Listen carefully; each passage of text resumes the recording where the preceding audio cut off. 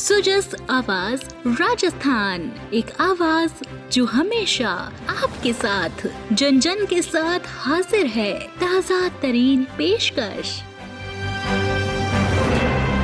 नमस्कार, आप सुन रहे हैं सुजस पॉडकास्ट। मैं हूं आपके साथ अश्विनी। सबसे पहले नजर आज की सुर्खियों पर। मुख्यमंत्री की अध्यक्षता में आयोजित हुई एजुकेशन प्री समिट, शिक्षा के नवाचार और निवेश पर हुआ गहन मंथन।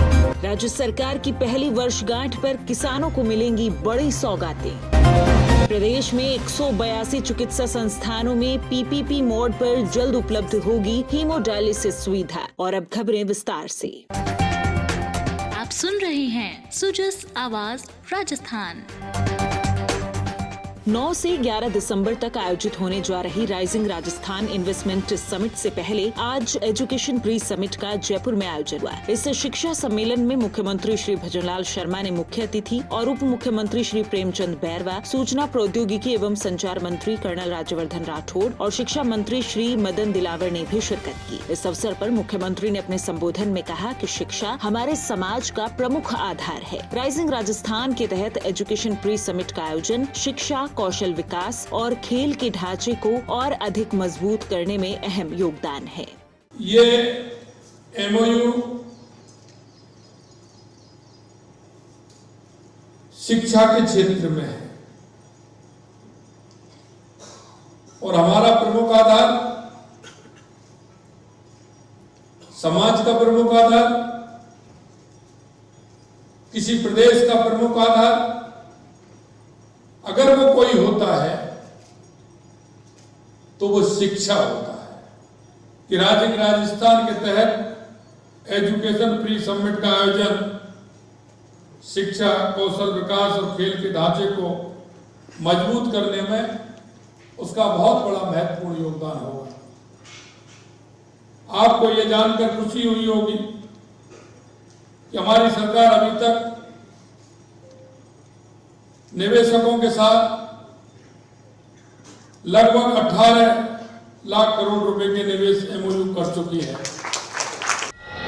इस अवसर पर मुख्यमंत्री ने कहा कि ये निवेश प्रदेश के विकास को नई ऊंचाइयां प्रदान करेगा, साथ ही रोजगार के नए अवसर सृजित होंगे। विकसित राजस्थान, सुखी एवं संपन्न राजस्थान का मार्ग भी प्रशस्त होगा। ये निवेश प्रदेश के विकास को नई ऊंचाई प्रदान करेगा और हमारे यहाँ रोजगार के अवसरों में बड़ी तादाद में सृजन होगा।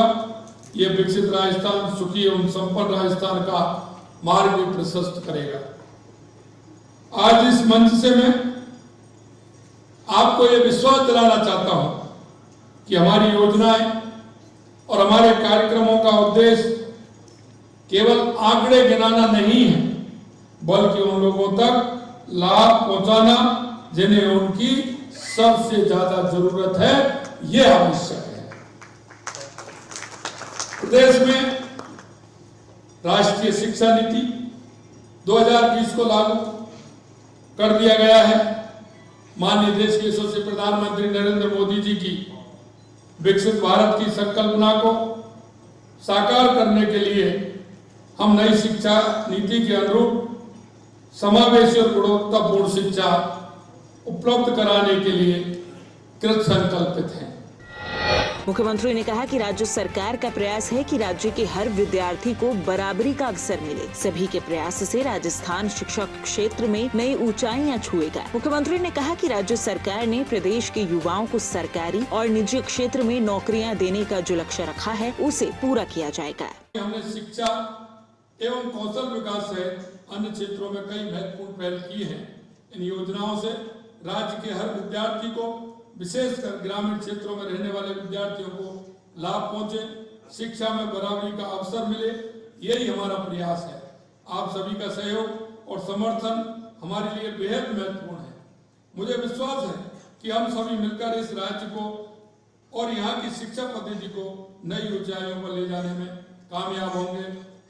हमने 5 वर्षों में सरकारी क्षेत्र में 4 लाख एवं निजी क्षेत्र में 6 लाख युवाओं के लिए रोजगार के अवसर प्रदान करने का जो संकल्प लिया है, उसे इस समिट के माध्यम से हम निश्चित रूप से पूरा करने में सफल होंगे, ये मैं आपको विश्वास दिलाता हूं। मुख्यमंत्री श्री भजनलाल शर्मा राज्य सरकार के कार्यकाल का 1 वर्ष पूरा होने के अवसर पर प्रदेश के किसानों को कई बड़ी सौगातें देने जा रहे हैं। उन्होंने जन कल्याणकारी योजनाओं की समीक्षा के लिए आयोजित बैठक में किसान कल्याण से जुड़ी योजनाओं की प्रगति और लाभ हस्तांतरण के बारे में जरूरी दिशा निर्देश दिए। श्री शर्मा ने कहा कि राज्य सरकार की जन कल्याणकारी योजनाएं सिर्फ योजनाएं नहीं बल्कि आमजन के संपूर्ण सशक्तिकरण की ओर बढ़ाया गया महत्वपूर्ण कदम है। श्री शर्मा ने कहा कि राज्य सरकार अपनी पहली वर्षगांठ पर किसानों को बड़ी सौगातें देने की प्रभावी तैयारी कर रही है। उन्होंने कहा कि राजस्थान एग्रीकल्चर इंफ्रास्ट्रक्चर मिशन के अंतर्गत 5,500 फार्म पॉन्ड के लिए किसानों के खातों में सहायता राशि डीबीटी के माध्यम से हस्तांतरित की जाएगी। उन्होंने बताया कि नमो ड्रोन दीदी योजना में 50 क्लस्टर्स विकसित किए जाएंगे। मुख्यमंत्री किसान सम्मान निधि की दूसरी किश्त भी किसानों को जारी की जाएगी। कुसुम योजना के माध्यम से सोलर पंप की स्थापना के लिए 15,000 किसानों को लाभान्वित किया जाएगा। सरकार द्वारा 15,000 किसानों को ड्रिप इरिगेशन के लिए वित्तीय सहायता डीबीटी के माध्यम से दी जाएगी। इसके साथ ही 1,000 लाभार्थियों को कृषि एवं अकृषि ऋण ब्याज अनुदान पर प्रदान किए जाएंगे। इस अवसर पर पशुपालकों को गोपाल क्रेडिट कार्ड वितरण के साथ साथ 1,000 नए डेयरी बूथों का आवंटन, 200 नए बल्क मिल्क कूलर्स की स्थापना और 1,000 नए दूध संकलन केंद्रों का उद्घाटन भी किया जाएगा। बढ़ते हैं आगे। राजस्थान के 7 विधानसभा क्षेत्रों में उपचुनाव के लिए 85 वर्ष से अधिक उम्र और 40% से अधिक दिव्यांगता वाले मतदाताओं से घर से ही मतदान करवाने की सुविधा के तहत दूसरे दिन मंगलवार को दौसा विधानसभा क्षेत्र के अतिरिक्त 6 विधानसभा क्षेत्रों में कुल 712 मतदाताओं ने मतदान किया। होम वोटिंग के तहत पहले दिन 900 वोट मतपेटियों में डाले गए थे। दोनों दिनों के दौरान लक्षित कुल 1,674 मतदाताओं में से 42 अपने घर पर नहीं मिले और 20 मतदाताओं की होम वोटिंग के लिए आवेदन करने के बाद से मृत्यु हो गई है। मुख्य निर्वाचन अधिकारी श्री नवीन महाजन के अनुसार 7 विधानसभा क्षेत्रों में होम वोटिंग के पहले चरण की शुरुआत सोमवार 4 नवंबर से हुई, जो 8 नवंबर तक जारी रहेगी। दौसा विधानसभा क्षेत्र में होम वोटिंग का पहला चरण आज से शुरू हुआ। मुख्य निर्वाचन अधिकारी ने बताया कि होम वोटिंग के लिए रामगढ़ और 84 में मतदान का पहला चरण 4 और 5 नवम्बर को पूरा हो गया है। राजस्थान में 7 विधानसभा क्षेत्रों में उपचुनाव के दौरान मतदान केंद्रों से वेबकास्टिंग पर निर्वाचन विभाग का विशेष फोकस रहेगा, ताकि मतदान प्रक्रिया में किसी भी रुकावट या व्यवधान का तुरंत समाधान किया जा सके। इसी प्रकार भारत निर्वाचन आयोग द्वारा भी वेबकास्ट वीडियो की लाइव निगरानी की जाएगी, जिससे मतदान केंद्र पर मतदाताओं की लंबी कतार लगने या मतदान दल को आ रही कठिनाई को दूर करने की व्यवस्था की जा सके। उपचुनाव के दौरान स्वतंत्र, निष्पक्ष और भय रहित मतदान के लिए आधे से अधिक मतदान केंद्रों पर वेबकास्टिंग की व्यवस्था की गई है। राजस्थान में उपचुनाव के दौरान 7 विधानसभा क्षेत्रों में 10-10 आदर्श मतदान केंद्र तैयार किए जाएंगे।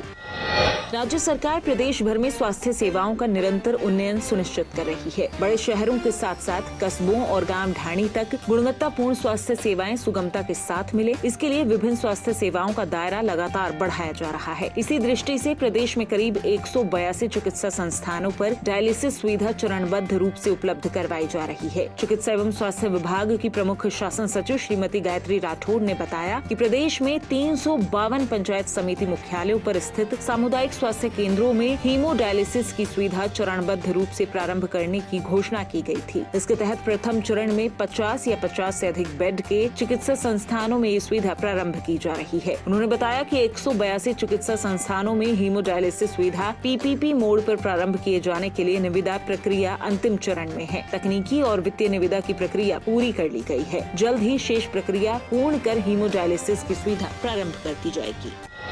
उधर जिला स्तरीय राइजिंग श्रीगंगानगर इन्वेस्टर मीट 7 नवंबर को फोर्ट रजवाड़ा में आयोजित होगी। जिला कलेक्टर डॉक्टर मंजू ने आज कलेक्ट्रेट सभागार में आयोजित प्रेस कॉन्फ्रेंस में बताया कि निवेश को लेकर उद्यमियों में उत्साह है। जिला स्तरीय इन्वेस्टर मीट के लिए अभी तक 227 एमओयू के प्रस्ताव प्राप्त हुए हैं। इनमें 3,051 करोड़ रुपए से अधिक का निवेश आएगा और 5,600 से अधिक लोगों को प्रत्यक्ष रोजगार और 8,000 से अधिक अप्रत्यक्ष रोजगार के अवसर सृजित होंगे। उन्होंने कहा कि राज्य सरकार की मंशा के अनुसार ये मीट युवाओं को स्थानीय स्तर पर रोजगार प्रदान करने और जिले में निवेश बढ़ाने के लिए उपयोगी साबित होगी। जिला स्तरीय समिट के बाद भी राज्य स्तरीय समिट में एमओयू किए जा सकेंगे। सुजस पॉडकास्ट में आज के लिए इतना ही। मुझे दीजिए इजाजत, फिर होगी आपसे मुलाकात। तब तक के लिए नमस्कार।